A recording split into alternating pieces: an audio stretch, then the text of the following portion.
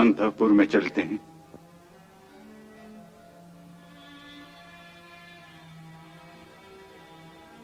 आइए।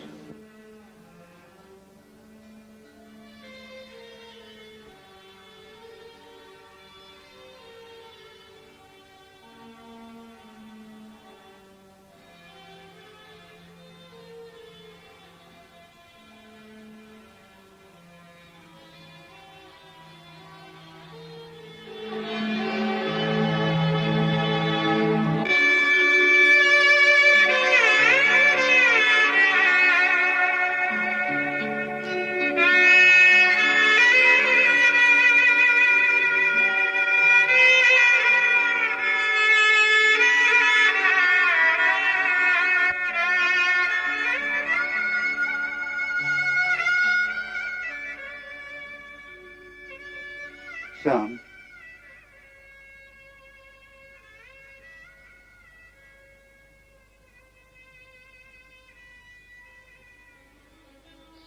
महाराज, मैं आपके हृदय की अवस्था समझता हूं।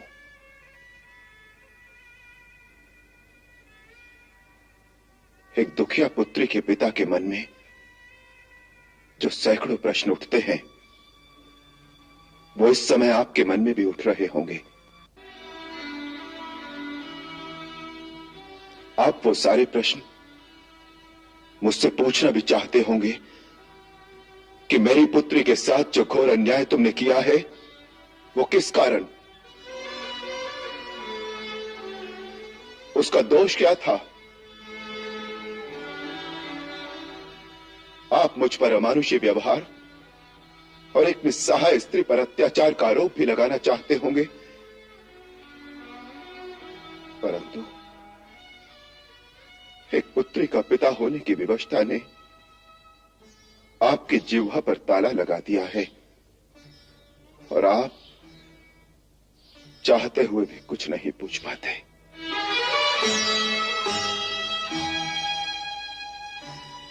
मुझे यही आशंका थी कि आप एक दिन ये सारे प्रश्न मुझसे पूछने अवश्य आएंगे, तो मैं क्या उत्तर दूंगा? महाराज, आपके इन समस्त मौन प्रश्नों का मेरे पास एक ही उत्तर है कि आप जितने भी आरोप मुझ पर लगाना चाहते हैं, वो सभी सत्य है।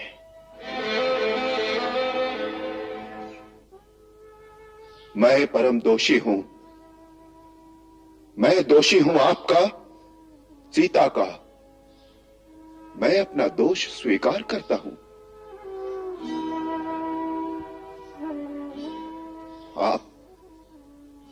आप इसके लिए जो भी दंड मुझे देना चाहें, वो मुझे स्वीकार है।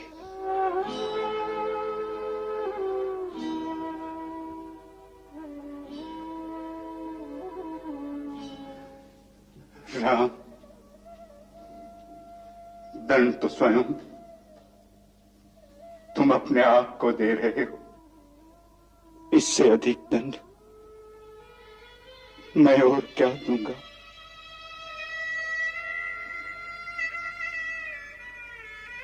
मैं तो विधिना का ये खेल देख रहा हूं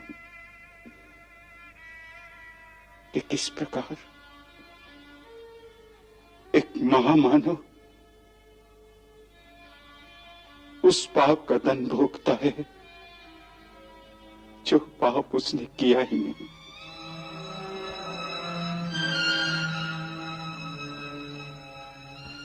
मैं तुम्हारी ये तपोभूमि देख रहा हूं, जहां पर एक राजा अपने राजमहल में रहते हुए भी साधु हो गया।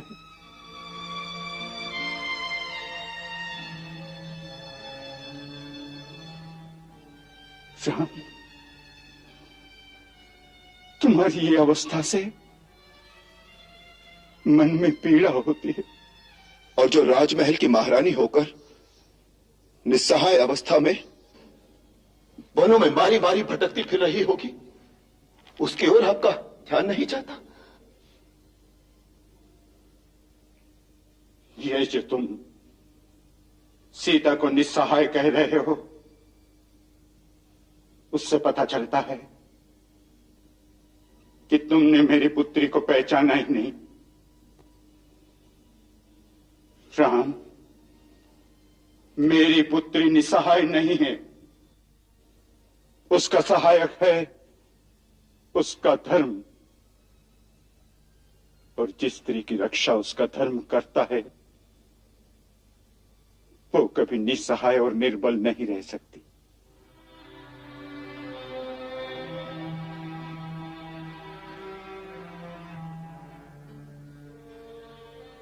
यदि मेरी पुत्री सचमुच असहाय होती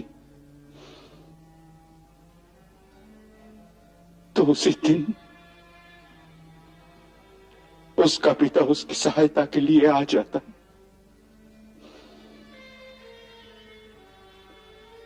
क्योंकि उसी रात मुझे पता चल गया था। उसी रात पता चल गया था? फिर आप क्यों नहीं आए? सीता का यही आदेश था और आज भी मैं आया हूं सीता का आदेश पालने के लिए। सीता का आदेश पालने? क्या आप सीता से मिले हैं? नहीं। फिर आदेश कैसा? जाने से पहले, जब उसने त्याग का निर्णय लिया, तब अपनी परिचारिका के हाथ उसने मुझे ये पत्रिका भेजी थी। इस पत्रिका को पढ़कर सीता की पूजा और वंदना करने को मन होता है। उस पर सारी नारी जाति युग युगांतर तक गर्व करती रहेगी। देखो, देखो राम, जाते हुए भी उसे तुम्हारी ही चिंता थी। इसलिए तो उसने मुझे रोक दिया था। देखो, देखो राम। जाने से पहले कितना मन करता है कि आपके श्री चरणों के दर्शन करके जाऊं। कौन जाने फिर इस जीवन में ये अवसर मिले या ना मिले, परंतु यदि आप यहाँ आएंगे तो राघव अपने को दोषी मानकर आपके सामने दृष्टि नहीं उठा सकेंगे।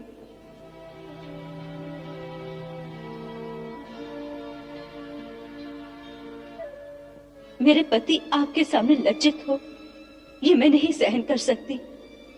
इसके लिए आप अयोध्या नहीं आएंगे, उनसे कोई प्रश्न नहीं पूछेंगे। इसके लिए मैं अपनी शपथ आपको देती हूँ।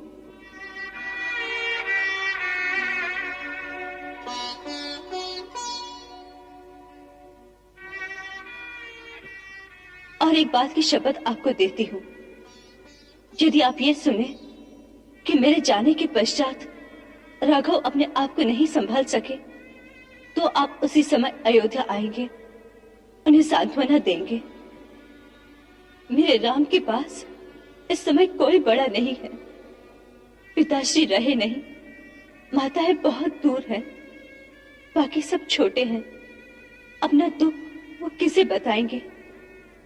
इस समय उन्हें आपके सहारे की बड़ी आवश्यकता होगी।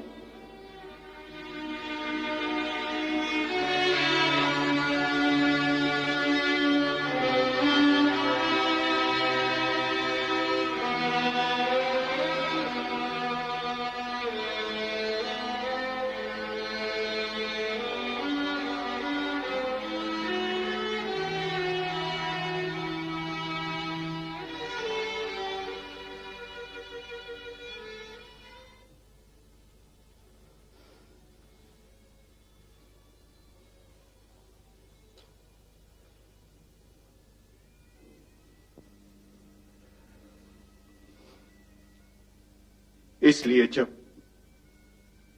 तुम्हारी अवस्था से विवश होकर लक्ष्मण ने मुझे यह संदेशा भेजा कि तुमने कितना कठोर व्रत धारण किया है, किस प्रकार तुम संसार से विरक्त होते जाते हो,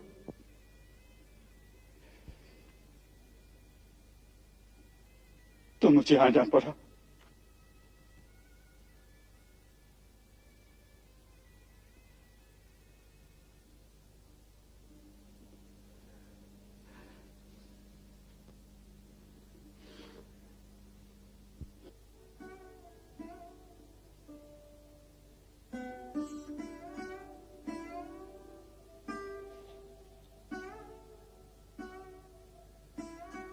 क्षमा भैया, मुझसे आपकी यह मौन वेदना सही नहीं गए। कभी अपने मन की बात तो कहते नहीं, हम सबके सामने केवल मुस्कुराते रहते हो। एक मुस्कान से अश्रुओं की नदी पर बांध बांधा नहीं जाएगा, किनारे टूट जाएंगे, बाढ़ आ जाएगी, सारी अयोध्या डूब जाएगी, फिर क्या होगा? इसी आशंका से भयभीत होकर मैंने महाराज को संदेश भेजा, रघुकुल की नाव मझधार में है, इसे आकर संभालिए।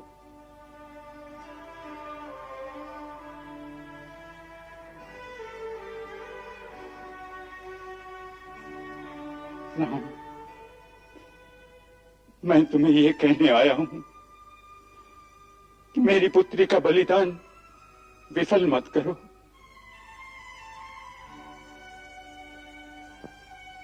उसने इतना बड़ा त्याग किया है, तुम्हें आदर्श राजा सिद्ध करने के लिए, जो अपनी प्रजा को सुख दे।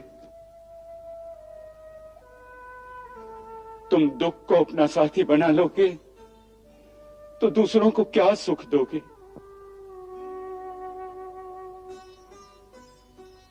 और फिर तुम्हारी आत्म पीड़ा की तरंगे सीता जहां भी होगी उस तक अवश्य पहुंचती होगी।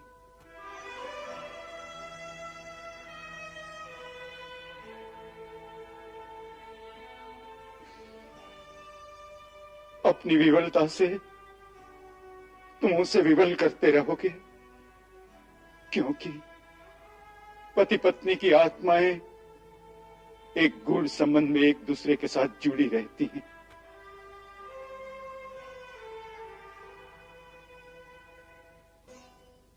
सीता के लिए, सीता के गर्भ में पल रही अपनी संतान के लिए तुम्हें अपने मन को पीड़ा के क्षेत्र से निकालकर कर्म के क्षेत्र में लगाना होगा।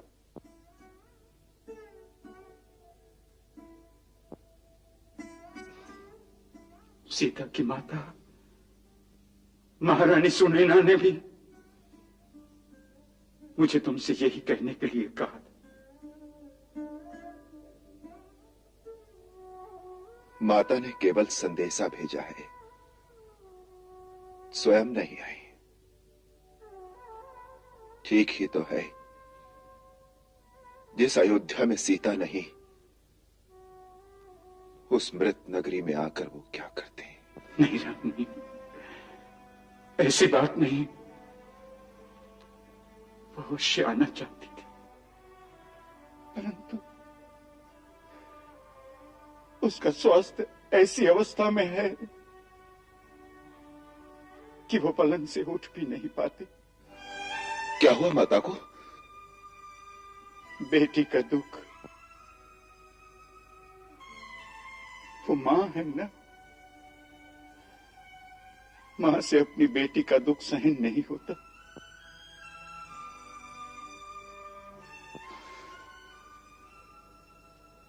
जिस दिन पत्र मिला,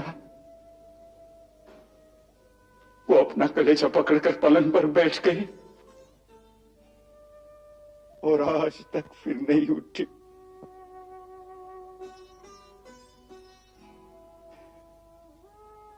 पिता की भांति उसका हृदय कठोर नहीं है, मां है। मां।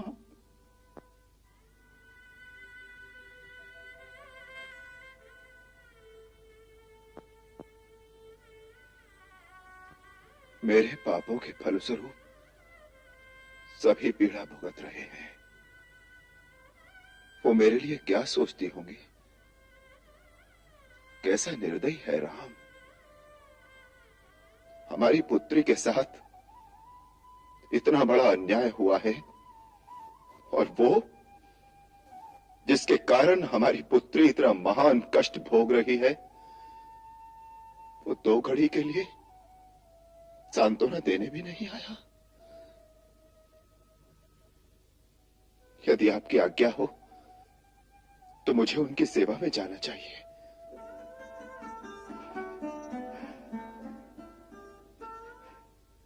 यदि ऐसा हो सकता है तो बड़ा उपकार होगा हम पर। तुम्हारे जाने से महारानी सुनैना को ढाढ़स बन जाएगी।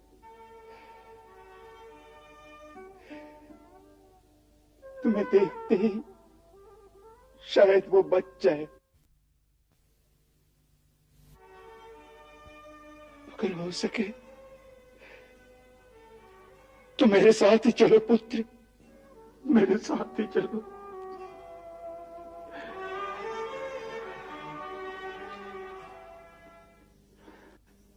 महाराज राम, आपका निर्णय उचित ही है। आपको मिथिला अवश्य जाना चाहिए।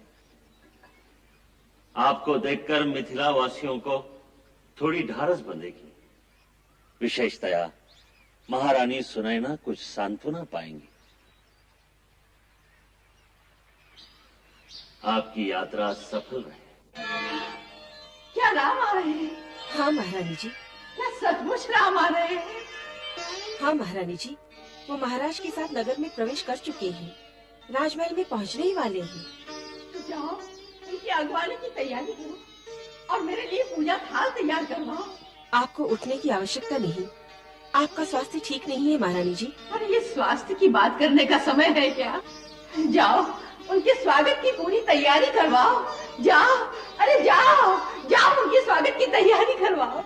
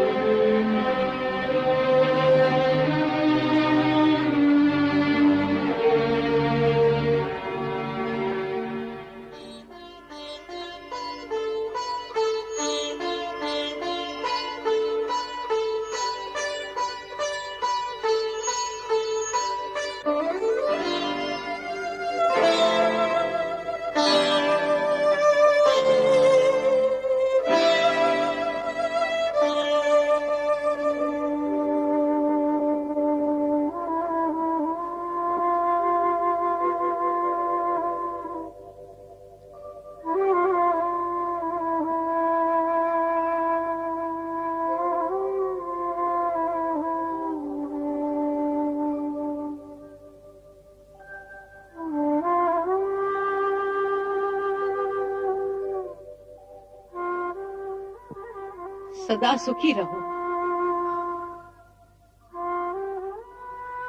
चिरंजीव हो। महाराज ने यदि पहले ही सूचना दी होती तो हम आपके स्वागत में सारा नगर सजा देते। अयोध्या नरेश मिथिला में पधारे तो स्वागत उनके योग्य ही होना चाहिए।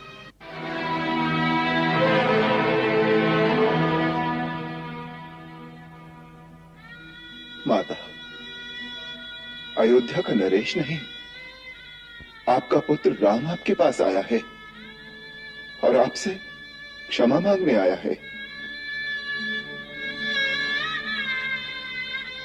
मैं जानता हूं आपका हृदय मुझे कभी क्षमा नहीं करेगा।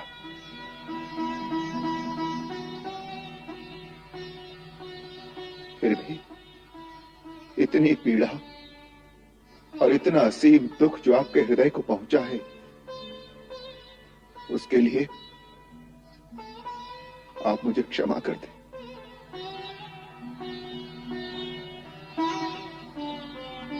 क्षमा मांगना तुम्हारा काम नहीं राम, यह तो सदा बेटी वालों का ही धर्म है। मां, यदि आप ऐसा कहेंगी तो मुझे धीरज कौन बंधाएगा? मैं यहां आया हूं आपकी स्नेह भरी गोद में अपना तप्त मस्तक रखने। आप अपना स्नेह और ममता भरा हाथ यदि मेरे शीश पर रख देंगी तो मैं जीवन का ये विष भी धैर्य धारण करके पी लूंगा। महारानी सुनैना, राम आपसे सांत्वना पाने और आपको सांत्वना देने आया है। आप यदि इसी प्रकार विवल रहेंगी तो राम को धीरज क्या बंधाएंगे? महाराज, मैं क्या करूं? यह सब मेरे मोह की दुर्बलता है। राम, सीता को मैंने अपनी कोख से जन्म नहीं दिया, फिर भी वही मुझे सबसे अधिक प्रिय है। अपना दुख दिखाई देता है महारानी, परंतु राम का दुख नहीं देख सकती। राम निर्दोष है, वह भी उतनी ही पीड़ा सहन कर रहा है जितनी आप, कदाचित आपसे अधिक, परंतु वो किसी को दिखा नहीं सकता। वह कितना सहन कर रहा है जी पूछो लक्ष्मण से, जो प्रतिपल प्रतिक्षण उसका साक्षी है। वनवास की भांति आज फिर लक्ष्मण निद्रा को त्याग कर प्रतिपल प्रतिक्षण केवल अपने भैया की पीड़ा को निहारता रहता है।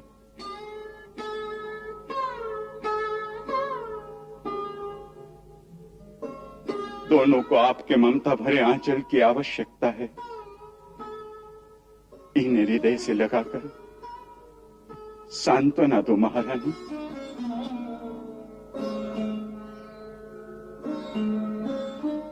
मैं अपनी पीड़ा में तुम्हारा दुख भूल गई थी वत्स, मुझे तुम क्षमा कर देना।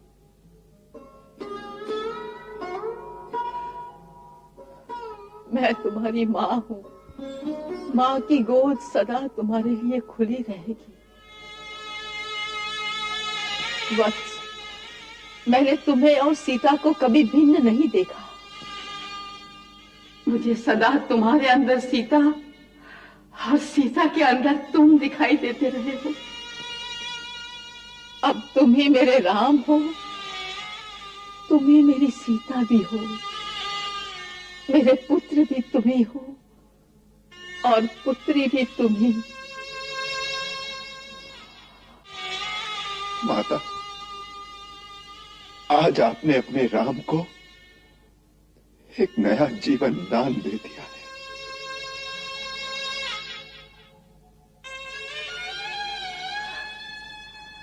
लक्ष्मण, बड़ा भाई अकेला रह गया है। सीता का अभाव मिट तो नहीं सकता, परंतु तुम और उर्मिला दोनों मिलकर इतनी सेवा करना कि सीता का अभाव हृदय में खले ना।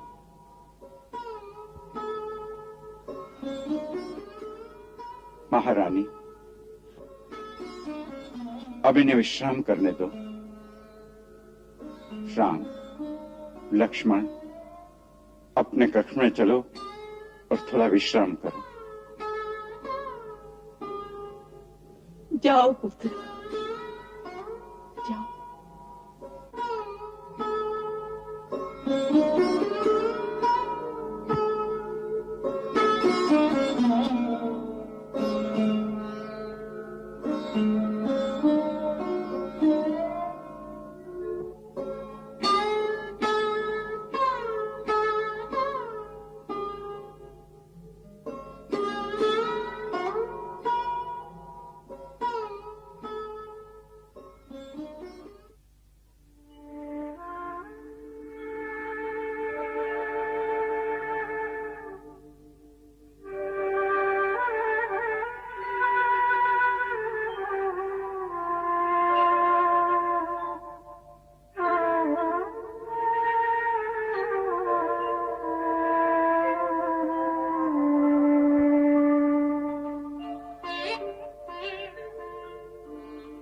लक्ष्मण, महाराज जनक और महारानी कितने उदार हैं।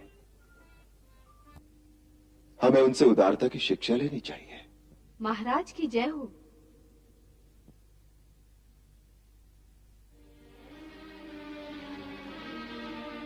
अरे चंद्रप्रभा,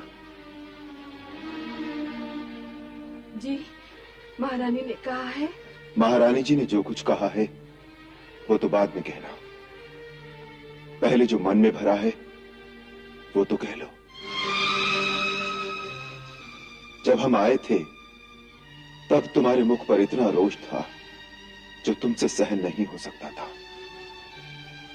तुम सीता की अंतरंग सखी हो, तुम्हें मुझ पर क्रोध करने का पूर्ण अधिकार है। जो कुछ तुम्हारे मन में क्षोभ है कि तुम्हारी सखी को वन क्यों भेज दिया गया, उसके ऊपर इतना बड़ा अन्याय किस अधिकार से किया गया, और भी जो कुछ कहना है कह डालो, जी हल्का हो जाएगा। इतनी पीड़ा को अंदर दबा कर रखोगी तो ये घुटन असह्य हो जाएगी। जो कहना है कह दो, तुम्हें पूर्ण अधिकार है। हमको क्या अधिकार है आपको कुछ कहने का? आप तो अवध के राजा हैं। मिथिला वाले तो बेचारे लड़की वाले हैं, वो आपको कुछ नहीं कह सकते। परंतु मैं मिथिला की सारी दीवारों पर लिख दूंगी कि मिथिला वालों, अब कभी अयोध्या में अपनी बेटी न ब्याहना। वो उसकी कदर नहीं कर सकते, वो उसकी कदर नहीं कर सकते।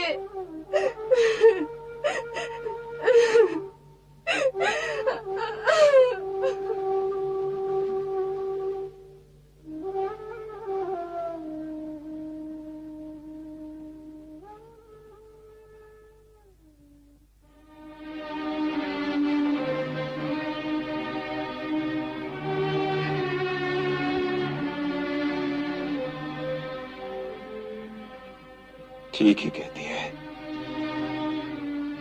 ठीक ही कहती है।